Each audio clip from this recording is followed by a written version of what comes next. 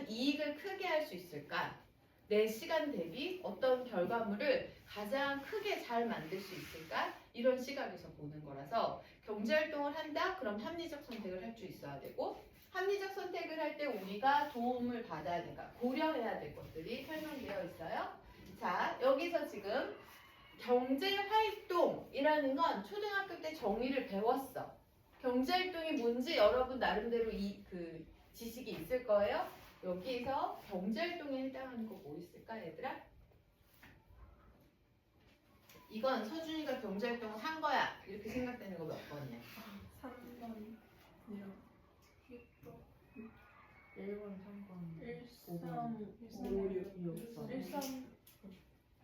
네, 맞아요. 경제활동이다라는 건 1356이야. 친구들하고 대화를 나누거나 아니면 어떤 문제에 대해 의논을 하거나 이런 건 경제활동이 아니야. 그러면 여러분하고 나는 지금 경제활동을 하고 있는 거야? 안 하는 거야? 안 하는 거야. 내가 그렇게 착해 보이냐? 내가 돈도 안 받고 설마 여기 와서 내 시간과 비용을 허비할 만큼 내가 그렇게 착해 보여? 이건 지금 우리 뭐 하고 있는 거야? 경제활동을 하고 있는 거야. 나 월급 안 주면 여기에서 내가 왜 하고 있겠어? 그것도 깜찍하고 아주 작고 귀여운 월급을 받으면서 내가 하겠냐고. 짜증나지. 그래서 지금 우리도 경제활동을 하고 있는 거예요. 나는 교육 서비스를 제공하고 있고 여러분은 자꾸 무상이라고 하지만 사실은 세금으로 여러분의 부모님들이 다 내주신 거지. 그러니까 우리는 경제활동을 하고 있는 거예요. 즉 보세요. 등굣길에 버스를 탔어. 여러분이 무임승차하신 건 아니죠? 그러니까 지불했잖아.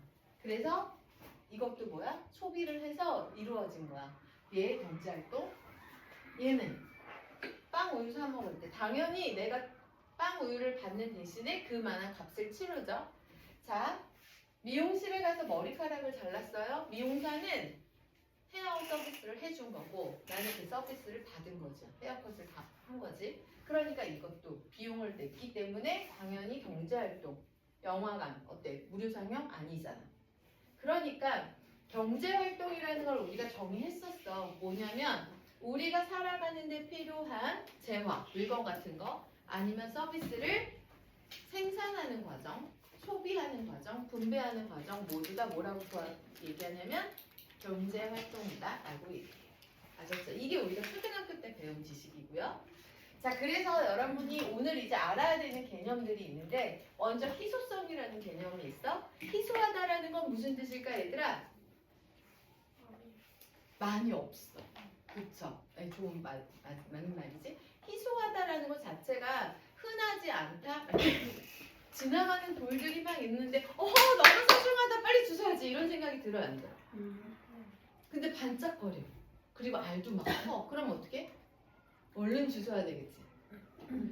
희소하다, 희소성이라는 게 사실은 경제 문제를 만들어내는 원인이에요. 그래서 이 희소성의 개념을 명확하게 기억하고 계셔야 되고요. 그 다음 비용이라는 게 있어. 아까 말한 것처럼 내가 헤어컷을 하려면 돈을 지불해야 되죠. 그 지불한 돈을 우리는 주로 비용이라고 얘기할 수 있고요. 그 다음에 또 경제 활동을 할 때 편익을 고려해야 되는데 편익은 어떤 거냐면 만족감 같은 거야. 내가 헤어컷을 했더니 더 예뻐졌어. 더 보기 좋아졌어. 나는 편익이 어떤 상태야? 높아진 상태야. 근데 헤어컷을 했는데 와씨 어떡하냐 나 죽었다 이제 이런 생각이 들어. 그러면 내 편익이 어떤 거야? 낮은 거야. 합리적인 선택을 하지 못했다라는 거죠. 잘못 골랐어 미용사를. 이렇게 될 수 있고 괜히 잘랐어. 이렇게 할 수도 있죠. 그래서 편익이라는 건 내가 어떤 경제활동을 할 때 만족되는 거. 그리고 또 하나 합리적 선택을 할 때 고려해야 될 사항 중에 기회비용이라는 게 있는데 이 기회비용이 시험에 많이 나와요. 이 기회비용이라는 게 어떤 거냐면 우리가 사실 인생에서 A나 B 중에 선택하는 건 아니지. 어떤 하나를 선택할 때 포기하는 것들은 되게 많죠. 그쵸? 지금 이 순간에도 사회 수업을 들어야 되는데 사회 수업을 듣는 걸 선택하는 친구도 있고 자버리는 걸 선택하는 친구도 있고 다른 과목 숙제를 하는 친구들도 있을 수 있지. 무슨 말인지 알아? 그러니까 우리는 매 순간 여러 가지 선택권에 놓인단 말이야. 근데 결국은 하나를 선택을 하면 포기하는 것들이 여러 개 있잖아. 근데 그 중에서도 포기한 것 중 마지막까지 나를 고민하게 한 거. 그게 기회비용이거든요. 무슨 말이냐면 너희가 집에 가다가 오늘은 도저히 그냥 못 가겠어. 31가지 맛의 아이스크림을 파는 곳에 가야 되겠어. 아이스크림이 너무 먹고 싶어. 그래서 마침 용돈도 받았겠다.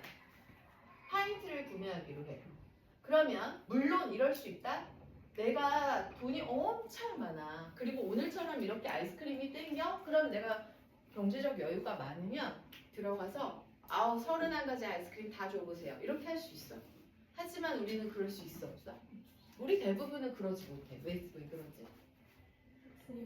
학생이니까 돈이 없잖아. 그치? 그러니까 그거부터가 희소성이야. 나는 내 재화는 한정돼 있다라는 거. 한정돼 있어.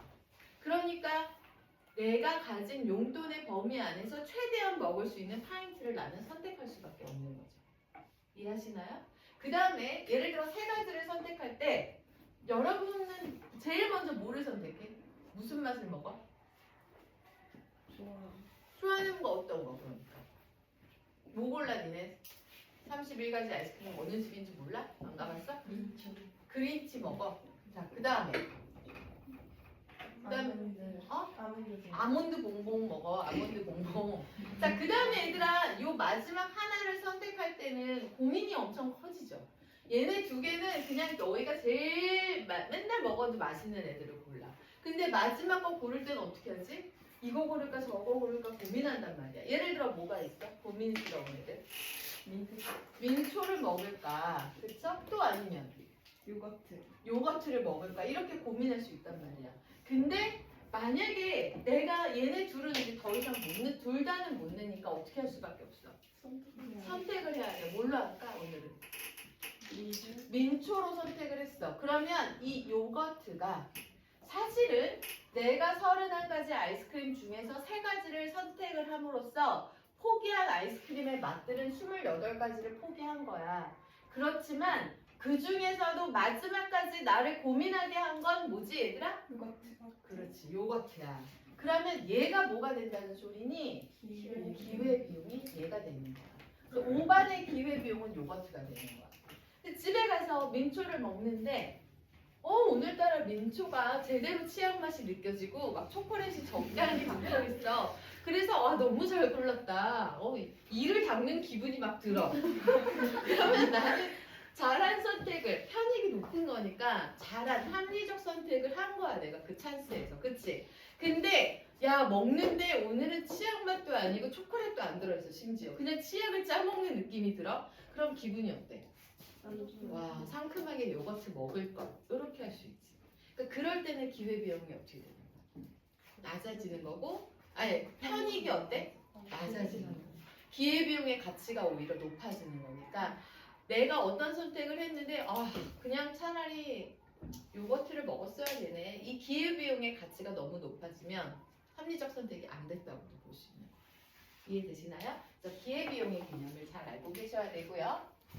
지웠어? 그 다음에 보통 대부분의 나라들은 자유를 강조하는 대부분의 국가들은 민주주의 사회들은 시장경제 체제를 추구하죠. 그렇죠? 그래서 이 시장경제의 특징이 뭔지 살펴볼 거고요. 대표적으로 계획경제하면 북한이잖아. 이 계획경제 체제는 뭔지 알아볼 거고 얘네 둘을 적당히 믹스한 혼합경제 체제에 대해서도 알아볼 거예요. 이게 이제 이 단원에서 여러분이 꼭 알고 내가 설명할 수 있어야 되는 개념이라고 생각하시면 돼요. 자, 그러면 우리 기본적으로 경제활동은 아까 얘기했어. 이거 초등학교 때 배운 거야. 인간에게 우리 삶에 필요한 재화나 서비스를 생산, 분배, 소비하는 활동을 경제활동이라고 하고요. 이 중에서 재화라는 건 지금 여러분이 걸치고 있는 뭐 귀걸이도, 안경도, 신발도, 체육복도 다 뭐가 되는 거야? 이게 재화가 되는 거고 재화만 있으면 안 되지. 이제는 모두 있어야 돼. 서비스도 필요해요.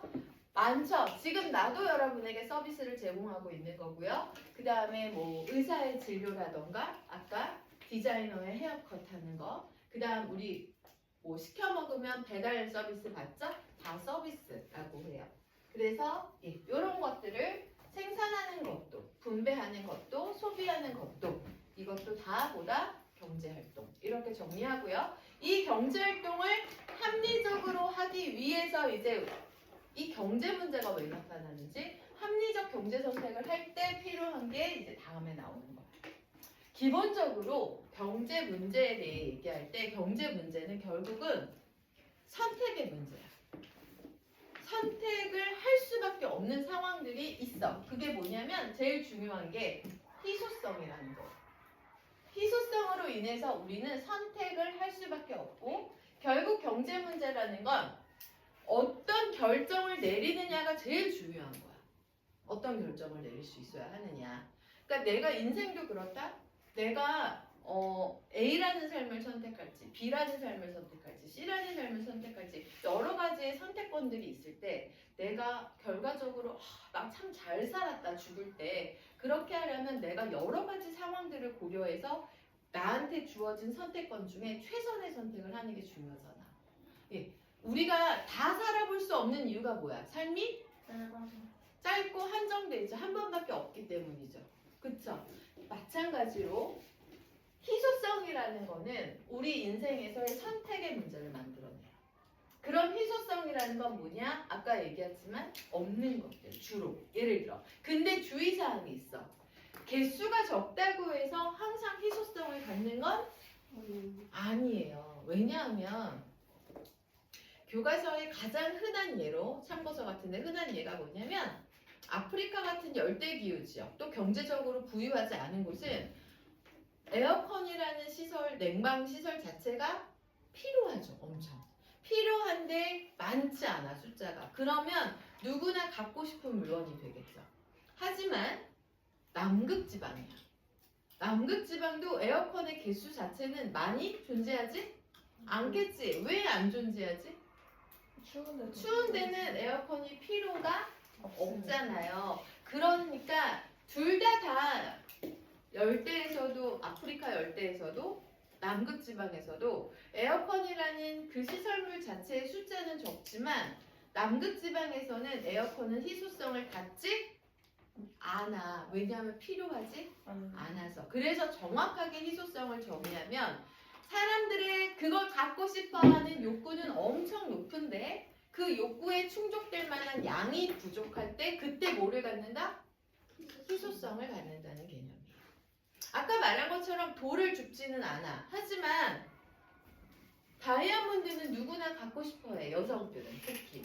근데 이 다이아몬드를 하나 가졌다고 해서 만족이 안 돼. 왜냐하면 친구께 나보다 더 크고 더 반짝이고 더 색깔도 특이하면 그걸 더 갖고 싶어요. 즉 알이 클수록 색깔이 핑크색을 띨수록 광택이 좋을수록 걔는 다 갖고 싶어하고 비싸. 왜 비싸? 희귀해져. 개념 아시겠죠? 그래서 희소성이라는 건 기본적인 개념은 무한한, 너무너무 갖고 싶어. 한도 끝도 없어. 가지면 또 갖고 싶고 더 많이 갖고 싶은 게 인간의 욕구인데 그 무한한 욕구에 비해서 재화의 수가 제한되어 있을 때 희소성을 갖는다라고 얘기하고요. 이 희소성은 숫자가 적다고 해서 끝이 아니야. 그래서 어떤 성격을 가지고 있냐면 중요한 두 가지 성격인데요. 상대성이야. 아까 말한 것처럼 열대 아프리카에서는 에어컨이 희소성을 갖죠. 하지만 남극지방에서 희소성을 갖지 않는다. 즉 인간의 필요 욕구에 따라 상대성을 갖고요. 그 다음에 시대에 따라서도 그 필요도가 달라질 수 있어. 과거에는 내가 중학교, 고등학교 때는 삐삐라는